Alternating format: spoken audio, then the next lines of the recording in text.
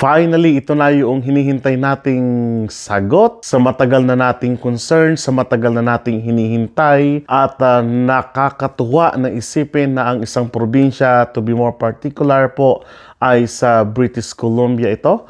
At makikita natin na isinasabay nila doon sa 3-year plan hanggang 2030, 2026 up to 2030, yung kanilang programa, ang British Columbia sa federal government po ng Canada.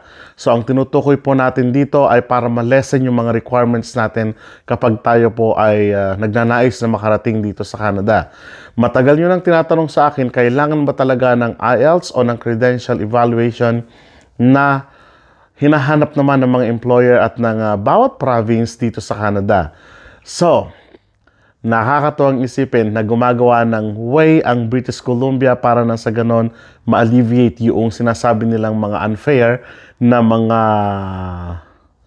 alituntunin at mga tinatawag nating procedures para na sa ganon mas mapabilis ngayon yung inyong pag-apply o yung tinatawag nating hiring process. Kasi ang katotohanan dyan ay medyo hindi ganoon na kabilis yung pag-hire ngayon dito sa Canada. Sa totoo lang po, medyo mabagal dahil sa sinatawag nating credential system. O yung, sa akin lang po yun yung credential system. Pag sinabi kasi natin credential system, school sa, or skill system, medyo winaway tayo batay sa credential natin. At syempre, iwaway din pa rin po tayo sa batay sa credential natin. Pero ang nakakatuwa nito, may mga bagay na tatanggalin at mas mapapabilis yung inyong application hanggang sa makarating na kayo dito sa Canada at makapanirahan na po kayo dito. So yan po ang ating pag-uusapan at ako po ay nakikiusap sa inyo.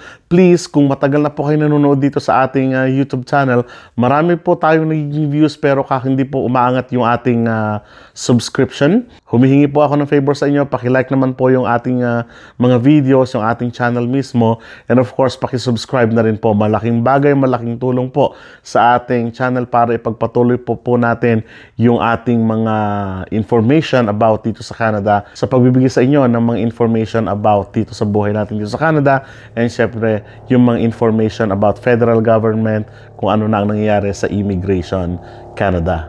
Ang sabi po ng movingtocanada.com, BC streamlines credential recognition for international trained professionals. Noong pong November 10, 2023 ni Shelby Tivnot. Sabi po dito, British Columbia has passed a law that will improve the credential recognition process for immigrants. The new law removes the requirement for foreign workers to have Canadian work experience to be recognized in regulated professions or occupations. It also removes language testing requirements and set caps on processing times. BC, or the government of BC, is making these changes to increase fairness, efficiency, transparency, and accountability in the credential recognition process. The act received royal assent on November 8.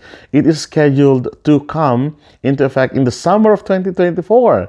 Before that, the province is setting up an office for superintendent and working with regulatory authorities during winter and spring. Skilled professionals from around the world move to BC, hoping to put their skills to good use, but instead face huge obstacles and an often confusing process to get their credentials recognized, said BC Premier David Eby in media release. With the skill shortage we have in this province, we cannot afford to leave anyone on the sidelines. That's why we're taking action to close the gaps in the system so people can get to work faster, fill in-demand jobs, and provide much-needed services to people in BC. Napakagandang balita talaga nito para sa ating mga nagnanais, mga kababayan na nagnanais na makarating ng British Columbia dito sa Canada. Actually, ito ay hindi na talaga bago at marami ng mga provinces at ilang mga premiers na rin at ilang mga, kung tawagin natin ay ministers na rin ang nag-propose na tanggalin naman na talaga yung requirements dito sa tinatawag nating credential assessment. Sa credential assessment kasi, syempre i-assess ka doon at yung skill mo, kung minsan hindi nila maibigay, lalong-lalo na dito sa tinatawag nating mga professional sa mga regulated occupations o regulated professions katulad ng early childhood educator, Marami talaga naman sa atin, ano? Halimbawa, mga Filipino sana. Sa Pilipinas, pwede naman talaga tayong i-assess, lalong-lalo yung mga teachers, halimbawa, na makarating. Mamaya, pag-uusapan natin yung mga iba't ibang profession, ano? So, halimbawa, pagdating dito, hindi muna sila maka-apply as a licensed early childhood educator kasi i-assess pa ng bawat province o i-assess pa ng province kung saan kayo pupunta. At kapag na-assess na kayo, saka pa lang kayo makapagtatrabaho. And then later on, medyo late na yung inyong application dahil nahuli na kayo sa assessment pa lamang. Napakahabang process. Inaabot ng kung ilang buwan at umaabot ng taon kung minsan. Halimbawa sa akin, bilang guro dati dyan sa Pilipinas at napunta rito at nagpa-assess ako dito sa Saskatchewan, medyo umabot ako ng 1 taon sa pag-aaral, sa assessment, credentialing, and so on and so forth. So, napakahaba talaga ng process. Pero ayon po sa BC, sa government ng BC, kung kayo ay papunta ng BC at kayo ay nasa regulated profession po ng BC, hindi nyo na po kailangan tinatawag nating credential assessment by summer 2024. Hindi po ba napakagandang balita nito? At pwede na po kayo makapagtrabaho dahil, una sa lahat, wala na yung tinatawag, magpapa-assess pa rin kayo ng credential nyo. Pero ibig sabihin na kapag kayo ay na-assess na at nakita nila yung tinatawag nating credential ninyo at talagang na-meet ninyo yung standard naman talaga, ay pwede na kayong makapasok at mabigyan ng certification. Halimbawa nga, sabi ko sa inyo, daycare teacher. Yung daycare teacher ay pwede na makapag-apply as licensed daycare teacher dito sa British Columbia. Doon sa British Columbia, hindi dito sa Saskatchewan. Okay, another one is yung language examinations, IELTS, CELPIP, kung ano pa man. Yung English language exam, ito ay isa rin sa mga talagang nagpapahirap sa mga kababayan natin, ano? Lalong-lalo na sa presyo. Hindi mura ang IELTS ngayon sa Pilipinas. Ang alam ko, pumapatak ng mahigit 10,000. Kung magti-training ka pa, another pay pa yon, ano? So, yung pamasahe mo pa, kung kasama mo pa yung asawa mo, something like that, may mga side pa yon, payments pa and fees and everything na magpapamahal talaga, no? Pero syempre, kailangan mo pa rin yan sa iyong pagdating ng panahon, sa iyong application for permanent residency. Pero halimbawa kasi, dito sa mga regulatory board, kung tawagin natin, or commission, or ministry, medyo ina-assess kasi nila. Halimbawa sana, no, sa mga teachers sa tulad ko, hinanapan ako ng IELTS ko noon. Sabi ko, wala ako niyan, kako. Nag-apply kami ng IELTS, pero noon lang napunta kami dito, pero paso na yon.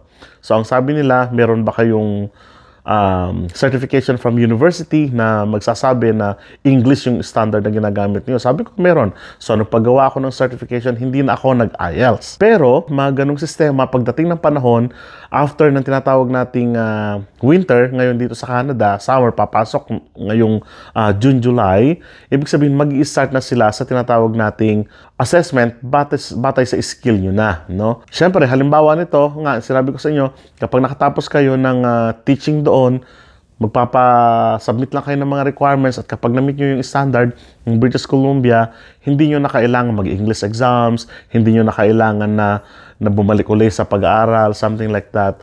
Baka training na lang agad yung ibigay sa inyo. So, hindi natin alam yung plano ng British Columbia, pero sa nakikita natin ganito ang mangyari. At malaking kagaanan ito sa mga naghahanap ng trabaho papunta ng British Columbia. Kumbaga kasi magiging win-win ito. Win para sa mga applicant na gusto magtrabaho professionally or high-skilled. Halimbawa, sabi natin, mga teachers o mga childhood educator at iba pa na makapunta agad, makapaghanap agad ng trabaho sa talagang natapos nila doon sa Pilipinas o sa ibang bansa halimbawa.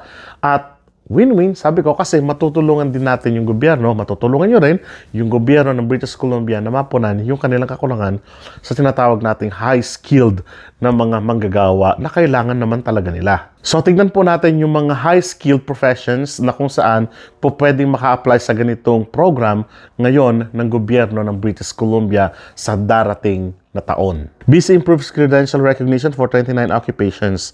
The new credential recognition law will require 18 regulations in BC overseeing 29 professions to adhere the new rules.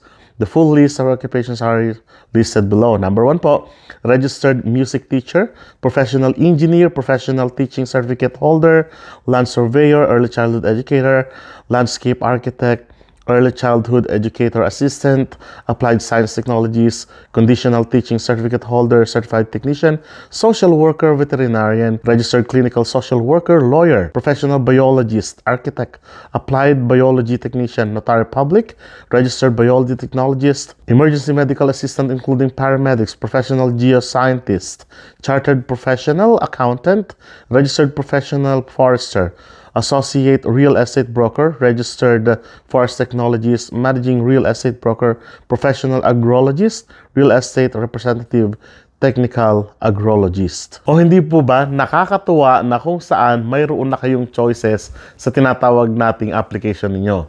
Napakaganda nito kasi ito na yung sinasabi natin, ano?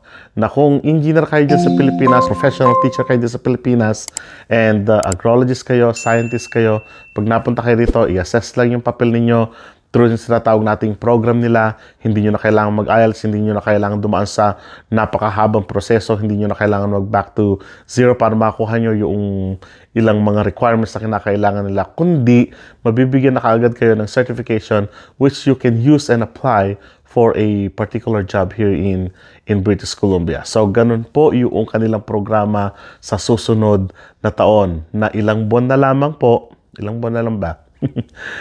Ilang araw na lamang at by summer, June, July, magpapatuloy na po yung kanilang program. So may cap po yun.